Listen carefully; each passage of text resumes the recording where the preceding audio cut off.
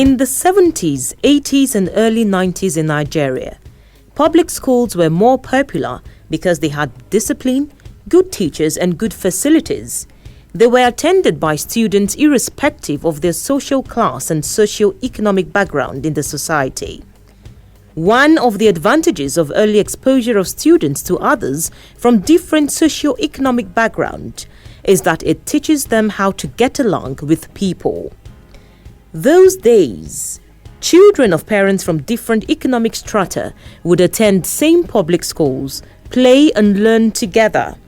This early exposure helped the children of the rich to be acquainted with some of the hardship experienced by those who were from poor homes. These early experiences helped them to have a balanced perspective on life. To students given admission to the public schools, it was a dream come true. In our present day, it would be like getting a scholarship to study outside the country. Funding of the public schools was good at that time. Salaries of teachers were relatively good and paid on time. Finishing school at that time came with a promising prospect of getting a job with a good pay. This was in line with the vision of the federal government for education in Nigeria. That was Nigeria of the past. Wouldn't you expect that Nigeria a decade later would be much better?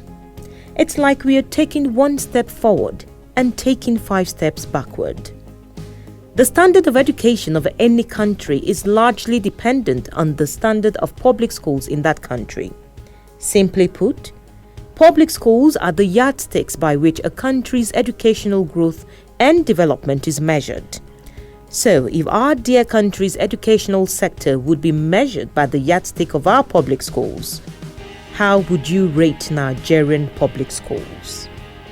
Most of these public schools now, there's no guarantee. At any time, they can go on strike, unlike the private. I attended a public school, which I love so much.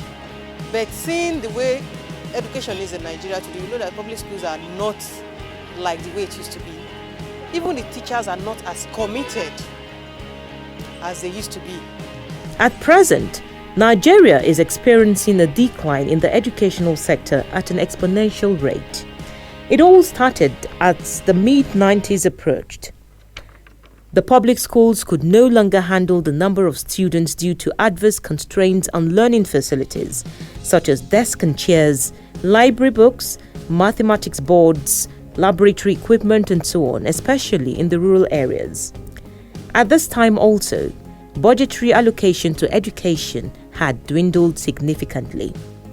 Many parents did not like the idea of their ward children being given less individual attention by teachers compared to the private schools which had fewer students. Also, due to poor salaries of teachers who in most cases were not paid regularly, teachers started skipping classes to chase their personal businesses, while others would do petty trading in class. Today, public schools, both secondary and primary, are now a shadow of what they used to be. Students in public schools used to beat their chest and come out tops at national competitions.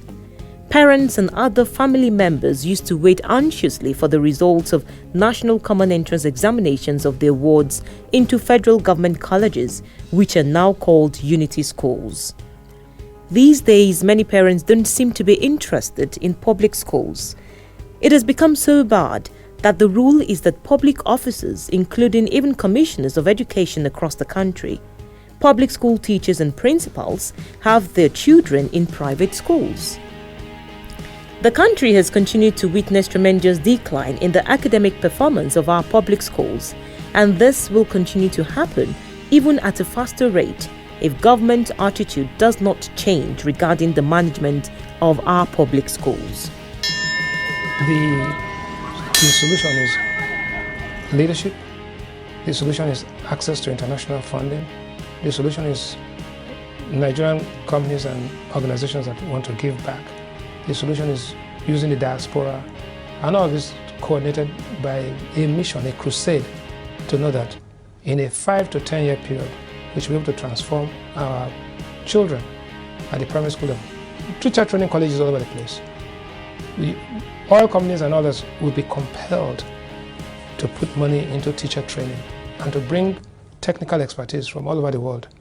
So we look at it like a major crisis that has to be resolved. Hey, my name is Indio James and I am a Nigerian and also a school hunter. I'm Adi, I'm a Nigerian and I am a school hunter. I am Shola, the head school hunter. Like three wise men looking for a star, we look in one direction to find a school. I hunt for unconventional and conventional schools all around the world so that you can make informed choices. We research, identify and discuss serious issues affecting the education sector around the globe. I also research and identify with deprived schools in our local communities as well as deprived children so that we can help raise funds to access quality education for them. We are the school hunters. She is the head school hunter.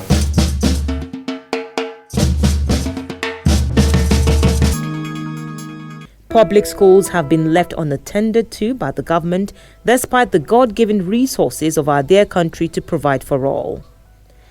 Government does not care about schools, and so different heads of schools are not concerned about the falling standard and academic performance of the students. Unfortunately, majority of these students are children of the less privileged in our society who cannot afford to send them to private schools due to no fault of theirs. Such Nigerians who form the bulk of our society are entitled, under our domestic laws and other international laws applicable in our country, to quality education as a right. According to Section 15 of the Child Right Act, a Nigerian child should have access to a good, quality and reasonable level of education. Quality education is a right and not a privilege, and must therefore be accessible to everyone, irrespective of their social class in this society. Ironically, government officials and administrators who are currently in charge of public affairs attended public schools. Having allowed the public schools to deteriorate, confidence has been destroyed. Public officials and other privileged Nigerians now send their children to private schools either in the country or outside the country, perhaps because they have no confidence in the system they run. This is one of the major issues at the root of the crisis in our public schools. One other embarrassing thing is that the number of private secondary schools and universities has continued to increase with accompanying exorbitant fees in the past few years. While the school owners are capitalizing on the fact that the public school system has been totally destroyed by the government and administrators of those schools, they are quick to exploit the parents who either in the past have had access to the treasury of the state and enriched themselves, or by fate have been privileged to have more resources at their disposal. What therefore happens to the children of people who by fate are not as privileged and whose children are entitled to equal education under the law with the children of the rich? Unfortunately, these children will grow up together to compete later in life for the same opportunities of life, having been exposed to unequal trainings in the past.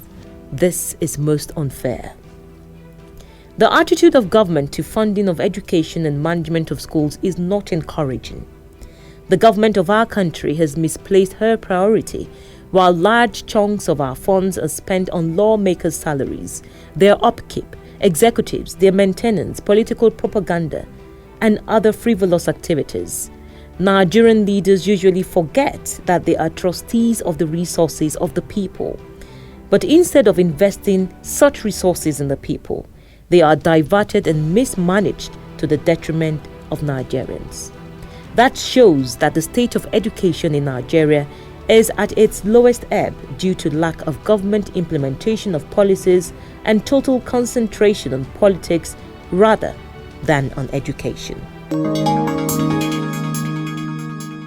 Every now and then, we're faced with some simple questions. How do we get the best home tutors, best teachers, and best schools for our children? School Hunters can give you that answer when you visit our website www.schoolhunters.com.ng. Register as a member today and gain access to qualified teachers or home tutors to assist you with your educational needs, irrespective of the field or subject, and at your convenience. Qualified teachers who wish to connect to prospective clients can also go to the website www.schoolhunters.com.ng and register as tutors. At School Hunters, we also provide other educational support services like general printing of school materials, organized exhibitions and capacity building workshops, video coverage for your events, as well as enrollments and placement services for students. So do visit us on our website www.schoolhunters.com.ng. School Hunters, everything school. Another cause of these can be traced to the attitude of our public school teachers and other authorities in schools. It is not uncommon to find classrooms empty, even though there are teachers on government payroll who are supposed to be in these classrooms. Teachers leave their classrooms at will to attend to other personal businesses, including the business of buying and selling. Some even bring their wares to school and abandon teaching for trading during school hours. There is insufficient supervision by the circuit supervisors from the Ministry of Education, which gives the teachers the ample time to do what they like. In the past, local communities and parents-teachers associations were actively involved in the management of schools. There was effective participation of communities and as well parents-teachers associations in the provision of resources and facilities for schools. But over the years, the communities themselves have been disenfranchised. They have lost confidence in the government. In efforts to salvage these seemingly hopeless situation, the federal government set up a parastatal, the Universal Basic Education Commission, to help restore back the lost glory of the public primary and secondary school. The UBEC, as it is popularly called, has a vision and aim to develop in the entire citizenry a strong consciousness for education and a strong commitment to its vigorous promotion, to provide free compulsory universal basic education for every Nigerian child of school-going age, to reduce drastically dropout rate from the formal school system through improved relevance and efficiency, to cater for dropouts and out-of-school children, adolescents through various forms of complementary approaches to the provision and promotion of basic education, and to ensure the acquisition of appropriate levels of literacy, numeracy, manipulative, communicative and life skills, as well as the ethical, moral and civic values needed for laying a solid foundation for life skills. But the pertinent question we might ask ourselves is this: are these objectives really being met? I will now say, if our government can please help increase the education standard of this country, especially the public schools, it is necessary. It's better because they have more qualified teachers than that of the private schools. Public schools, number one, the teachers in those areas, they are not being taken care of. By the time they take care of the teachers, they will sit tight to teach the students. But in this whereby the teachers are not being taken care of. For example, look at in Benue State, over 9 months, teachers are not being paid. You understand? It's a discouragement to the teachers. But what I'm trying to do, I want you to think and tell me the right answer. The public school system offers the opportunity to the masses of this country to have access to education. It is the duty of the government to use the resources of this country to the development of every citizen.